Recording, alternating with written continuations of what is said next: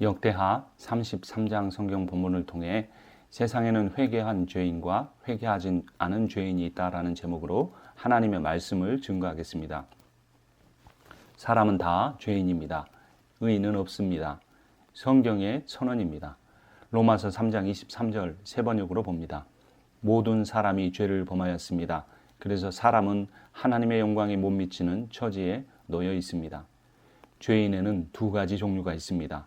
회개한 죄인과 회개하지 않은 죄인입니다. 예수께서 비유를 말씀하셨습니다. 한 사람에게 두 아들이 있습니다. 한 아들은 아버지 명령에 따르겠다고 해놓고 일하러 가지 않았습니다. 다른 아들은 아버지 명령을 거절했지만 결국에는 일하러 갔습니다. 어떤 아들이 더 바람직한 아들인가요? 두 번째 아들이죠. 첫 번째 아들은 바리새인과 서기관과 같은 종교 지도자를 비유합니다. 두 번째 아들은 세리와 창기와 같은 죄인을 의미합니다. 마태복음 21장 29절부터 31절에 그 이야기가 나와 있습니다. 세 번역으로 봅니다. 그런데 맏아들은 대답하기를 싫습니다 하고 말하였다. 그러나 그 뒤에 그는 뉘우치고 일하러 갔다. 아버지는 둘째 아들에게 가서 같은 말을 하였다. 그는 대답하기를 예 가겠습니다. 아버지 하고서는 가지 않았다. 그런데 이 둘 가운데서 누가 아버지의 뜻을 행하였느냐? 예수께서 이렇게 물으시니 그들이 대답하였다. 맏아들입니다. 예수께서 그들에게 말씀하셨다. 내가 진정으로 너희에게 말한다. 세리와 창녀들이 오히려 너희보다 먼저 하나님의 나라에 들어간다. 요한이 너희에게 와서 옳은 길을 보여주었으나 너희는 그를 믿지 않았다. 그러나 세리와 창녀들은 믿었다. 너희는 그것을 보고도 끝내 뉘우치지 않았으며 그를 믿지 않았다. 종교 지도자는 하나님의 명령에 따르겠다고 해놓고 하나님과 단절된 삶을 살았습니다. 그러나 세리와 창기와 같은 이들은 하나님의 명령대로 이제까지 살지 못했지만 하나님의 아들 예수 그리스도가 이 땅에 오셨을 때 받아들였습니다. 받아들였다는 말은 그분을 신뢰하고 그분의 말씀에 순종했다는 의미입니다. 인간은 전적으로 부패했습니다. 선을 행할 능력이 하나도 없습니다. 로마서 3장 10절에서 12절에 세 번역으로 봅니다. 성경에 이렇게 기록되어 있습니다. 의인은 없다. 한 사람도 없다. 깨닫는 사람도 없고 하나님을 찾는 사람도 없다. 모두가 곁길로 빠져서 쓸모가 없게 되었다. 선한 일을 하는 사람은 없다. 한 사람도 없다. 선을 행할 능력이 없는데 선을 행하려고 하기 때문에 위선을 행할 수밖에 없습니다. 하나님의 은혜가 없는 인간의 선은 모두 위선이 될 수밖에 없습니다. 선을 행할 능력이 우리에게 없음을 우리는 가슴 아프게 인정해야 합니다. 로마서 7장 14절에서 15절입니다. 우리는 율법이 신령한 것인 줄 압니다.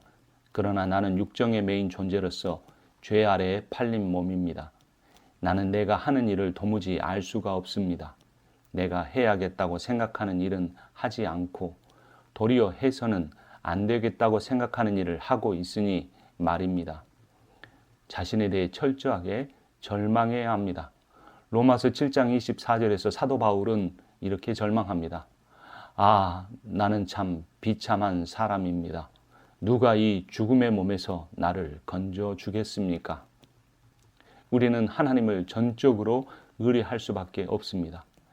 그 하나님을 100% 의뢰할 때 하나님이 100% 행하게 하십니다. 예수 그리스도의 은혜와 성령의 역사를 통해 하나님이 가능하게 하십니다. 로마서 8장 1절에서 2절입니다. 그러므로 그리스도 예수 안에 있는 사람들은 정죄를 받지 않습니다. 그것은 그리스도 예수 안에서 생명을 누리게 하는 성령의 법이 당신을 죄와 죽음의 법에서 해방하여 주었기 때문입니다. 이것이 은혜입니다. 하나님의 은혜를 강조한다고 회개를 오해하면 안 됩니다. 회개는 마음의 뉘우침이나 입술의 고백만으로는 온전하지 못합니다. 회개란 돌아오는 것입니다. 히브리어로 슈부입니다. 잘못된 방향에서 돌이켜 바른 길로 돌아온다는 의미입니다. 탕자의 비유가 이 슈브의 회개의 의미를 잘 드러내줍니다. 누가복음 15장은 탕자의 비유가 아니고 사실 아버지의 비유라고 분류합니다. 탕자에 관한 이야기가 아니고 탕부에 관한 이야기입니다. 탕자는 재산을 낭비한 아들입니다. 탕부는 사랑을 낭비한 아버지를 의미합니다.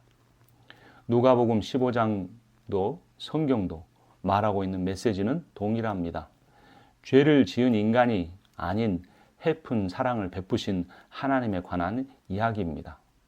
누가복음 15장은 탕자가 재산을 낭비했다. 여기에 포커스가 있는 것이 아니고 그 아버지가 받을 자격이 없는 그 아들에게 사랑을 헤프게 베풀었다라는 의미입니다. 누가 탕부 아버지의 은혜의 사랑을 받을 자격이 있는가에 대해서 누가복음 15장은 이야기합니다. 둘째 아들은 아버지의 사랑을 거부했습니다. 그런 아버지의 집을 떠났다가 다시 돌아왔습니다. 첫째 아들은 아버지의 집을 떠난 적이 한 번도 없었습니다. 항상 아버지의 곁에 있었지만 한 번도 아버지의 사랑을 신뢰하여 온전히 자신을 맡겨본 적이 없었습니다. 우리는 어떻습니까?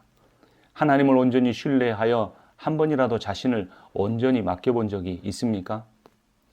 첫째는 아버지의 집에 살았지만 한 번도 아버지의 마음 안에 들어온 적이 없었습니다. 그러나 둘째는 아버지의 집을 떠나봤기에 자신이 아버지의 마음 안에 살지 못했다는 사실을 깨달았습니다. 인정했습니다.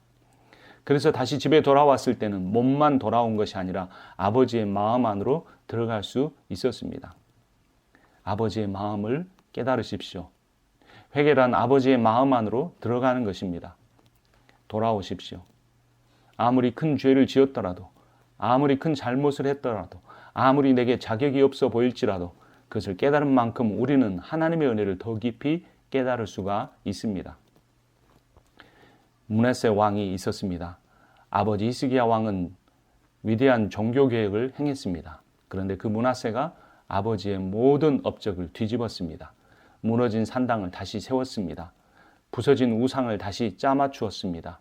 인간을 제물로 바치는 인신 제사를 회복했습니다. 우상을 성전 안에까지 세워놓았습니다. 오늘 본문 3절 4절입니다.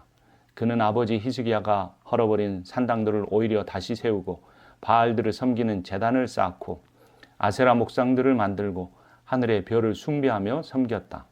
또 그는 주님께서 일찍이 내가 예루살렘 안에 내 이름을 길이길이 두겠다 하고 말씀하신 주님의 성전 안에도 이방신을 섬기는 제단을 만들었다.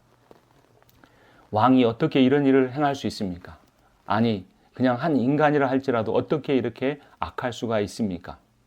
그럴 수가 있습니다. 선한 아버지에게서 악한 아들이 태어날 수가 있습니까? 그럴 수 있습니다. 타락한 인간은 악의 근원입니다. 우상 공장입니다. 죄를 노력해서 지어야지 하고 짓는 것이 아니라 저절로 죄를 지어지는 것이 인간입니다. 거룩하게 되는 것은 수십 년이 걸려도 다시 죄로 돌아가는 데는 단 1초도 걸리지 않습니다. 그러나 기억해야 합니다. 죄에는 징계가 따릅니다. 11절입니다. 아시리아 왕의 군대 지휘관들을 시켜 유다를 치게 하시니 그들이 므낫세를 사로잡아 쇠사슬로 묶어 바벨론으로 끌어갔다. 그러나 다시 회개해야 합니다. 12절 13절입니다. 므낫세는 고통을 당하여 주 하나님께 간구하였다. 그는 조상의 하나님 앞에서 아주 겸손해졌다. 그가 주님께 기도하니 주님께서 그 기도를 받으시고 그 간구하는 것을 들어주셔서 그를 예루살렘으로 돌아오게 하시고 다시 왕이 되어 다스리게 하셨다. 그제서야 므낫세는 주님만이 하나님이시라는 것을 깨달았다. 므낫세의 인생은 현대인의 모습과 너무나 동일합니다. 우리는 왕의 자리를 잃어버린 사람들입니다. 우리는 에덴 동산에서 상왕이신 하나님 아래서 온 우주를 다스리는 부왕으로 창조되었습니다. 그러나 우리가 자신이 하나님이 되려고 하는 교만함 때문에 자신을 우상으로 섬기는 어리석음 때문에 왕의 자리를 잃어버렸습니다. 바빌론으로 끌려가듯 우리는 세상으로 끌려왔습니다. 므낫세가 고통을 당하듯 우리는 수많은 고통을 당하고 있습니다. 코로나 바이러스 감염병으로 인해 온 세계가 1년 만에 이제까지 경험하지 못했던 어려운 상황 가운데 처하게 되었습니다. 우리에게 필요한 것은 겸손한 간구입니다. 그러면 주님께서 그 기도를 받으시고 예루살렘으로 돌아오게 하시고 아버지의 집으로 돌아오게 하시고 다시 왕이 되어 다스리게 하실 것입니다. 우리가 해야 될 것은 므낫세가 깨달은 것처럼 주님만이 하나님이시라는 것을 깨달으면 됩니다. 연어가 물길을 거슬러 올라가듯 끊임없이 아버지의 집을 향하여 돌아가야 합니다. 15절 16절입니다.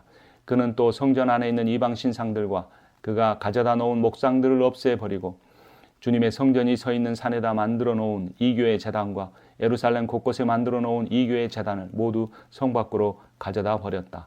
그는 주님의 제단을 다시 고치고 화목제와 감사제를 그 제단 위에 드렸다.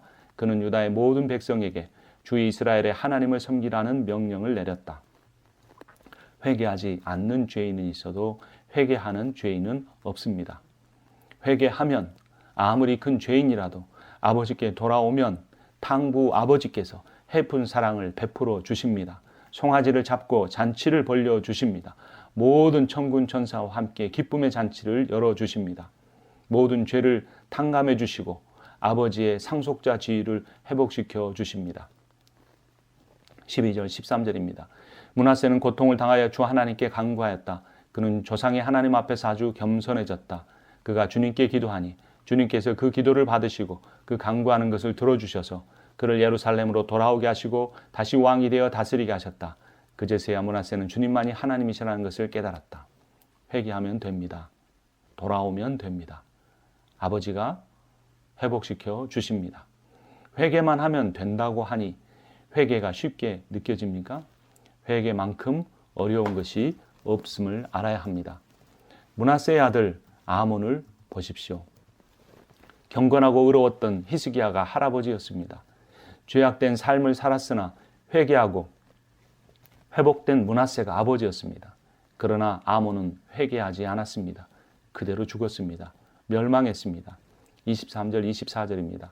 그의 아버지 므낫세는 나중에 스스로 뉘우치고 주님 앞에서 겸손해졌으나 아몬은 주님 앞에서 스스로 겸손할 줄도 모르고 오히려 더 죄를 지었다. 결국 신하들이 그를 반역하고 궁 안에 있는 왕을 살해하였다. 회개란 결코 쉽지 않습니다. 흔히들 십자가 한편에 매달려 죽을 때 옆에 계신 예수 그리스도로 말미암아 회개한 강도의 이야기를 합니다. 그는 억만분의 1의 확률로 회개한 사람입니다. 자신의 인생을, 자신의 구원과 영생을 억만분의 1에 맡겨놓고 우리의 귀한 인생을 죄로 허비하겠습니까? 회개해야 합니다. 돌아와야 합니다. 그러나 돌아올 수 있는 유일한 비결은 아버지에 대한 신뢰입니다. 하나님에 대한 신뢰가 없이는 돌아오려고 하지 않기 때문입니다. 회개는 마음의 뉘우침이나 입술의 고백만이 아닙니다. 회개는 아버지 하나님께 돌아옴입니다. 회개한 사람의 특징이 있습니다. 서로 헐뜯고 정죄하지 않는 것입니다. 우리는 다 죄인입니다. 죄인은 죄인을 정죄할 수 없습니다. 그래서 회개한 죄인의 특징은 겸손입니다. 바리새인도 아몬도 큰아들도 회개하지 않았습니다. 그들의 공통점은 다른 사람을 정죄하는 것이었습니다. 세리와 창기와 작은 아들과 히스기야는 모두 회개하였습니다. 그들의 공통점은 모두 겸손하다는 것입니다. 세상에는 두 종류의 죄인이 있습니다. 한 종류는 회개한 죄인이고 다른 종류는 회개하지 않은 죄인입니다. 하나님 나라는 회개한 죄인만 들어갈 수 있는 나라입니다. 회개란 돌아옴입니다. 아버지께 돌아오십시오. 인생은 마지막이 중요합니다. 메멘토 모리, 죽음을 기억하라는 라틴어입니다. 인간은 죽음 앞에서만 겸손해집니다. 므낫세도 죽었고 아몬도 죽었습니다. 그러나 므낫세는 회개하고 죽었고 아몬은 회개하지 않고 죽었습니다. 죽음에는 두 종류가 있습니다. 우리의 인생에는 회개할 시간이 충분히 남아 있을까요? 아버지의 집으로 돌아올 준비가 되어 있습니까? 회개는 하나님과의 관계에서만 이루어지는 것은 아닙니다. 사람과의 관계도 회복되는 것이 회개입니다. 탕자가 돌아왔을 때 마을 사람들은 잔치에 참여했습니다. 율법에 따르면 탕자는 그들의 돌에 맞아 죽어야 했습니다. 하나님이 주신 기업을 팔고 부정한 이방 땅에 가서 허랑방탕하게 써버렸기 때문입니다. 탕자의 참된 회개는 마을 사람들과의 관계를 원수 관계에서 은혜 관계로 바꾸었습니다. 하나님과만 아니라 이웃과의 관계도 바뀐 것입니다. 지금까지 내 죄로 인해 피해를 입은 사람들에게 미안하다고 말할 준비가 되어 있습니까? 감정적으로만 아니라 재정적으로도 여러 가지 관계적으로도 보상해야 합니다. 우리가 이렇게 회개하고 죽을 수 있을까요? 아무도 모릅니다. 왜냐하면 우리의 마지막이 바로 오늘 저녁일 수도 있기 때문입니다. 남은 삶은 더 많은 것을 얻으려고 분주하기보다 인생에서 잘못 살아온 날들을 돌이키는 시간으로 삼으면 어떨까요? 시간이 얼마 남지 않았습니다. 코로나가 혹시 우리에게 아버지께 돌아올 시간을 벌어준 것은 아닐까요? 기도합니다. 살아계신 하나님 아버지, 우리가 날마다 주님께 더 가까이 가기를 원합니다. 우리의 본성은 날마다 주님으로부터 멀어져 간 것만큼 더 주님께 반대로 돌아가게 하여 주시옵소서.